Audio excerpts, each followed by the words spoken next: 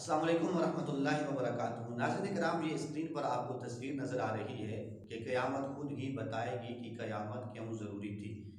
ناظرین کرام، آج ہمارے معاشرے کے اندر ایسے لوگ موجود ہیں، اللہ ماشاءاللہ اچھے لوگ بھی ہیں جو دین کی راہ پر اپنا پیسہ اپنا مال خرچ کرتے ہیں، لیکن کچھ لوگ ایسے بھی ہیں کہ جن کا پیسہ جانور پالنے کے اوپر صرف ہو رہا ہے، وہ کتوں کے اوپر مرغوں کے اوپر اپنے پیسے کو خرچ کر رہے ہیں۔ لیکن اسی معاشرے کے اندر ایسے لوگ بھی موجود ہیں جن کو اپنے تن چھپانے کے لیے کپڑے تک میسر نہیں ہوتے، اور جن کے پاس گھر میں رات کو ایک وقت کا کھانا بھی میسر نہیں آتا، اور اگلے دن کے لیے وہ پریشان ہوتے ہیں کہ کل کا دن کیسے گزرے گا۔ اسی معاشرے کے اندر ایسے لوگ کہ جن کا پیسہ اس طرح خرچ ہوتا ہے، اس کی وجہ کیا ہے کہ ہمارے دل سخت ہو چکے ہیں۔ دلوں کی سختی کی وجہ سے ہمیں کسی کا دکھ اپنا دکھ نہیں لگتا۔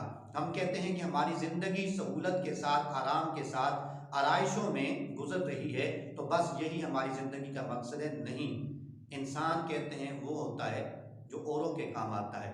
اب دل کی سختی کیسے دور ہوگی؟ نبی کریم صلی اللہ علیہ وآلہ وسلم کی بارگاہ میں عرض کی گئی، دل کی سختی کے بارے میں سوال کیا گیا کہ دل کی سختی کیسے دور ہو سکتی ہے؟ تو نبی کریم صلی اللہ علیہ وآلہ وسلم نے اس کا جواب ارشاد فرمایا کہ تم یتیموں کے سر پر دست شفقت رکھا کرو اور مساکین کو کھانا کھلایا کرو، اللہ رب کریم تمہارے دلوں کی سختی کو دور فرما دے گا۔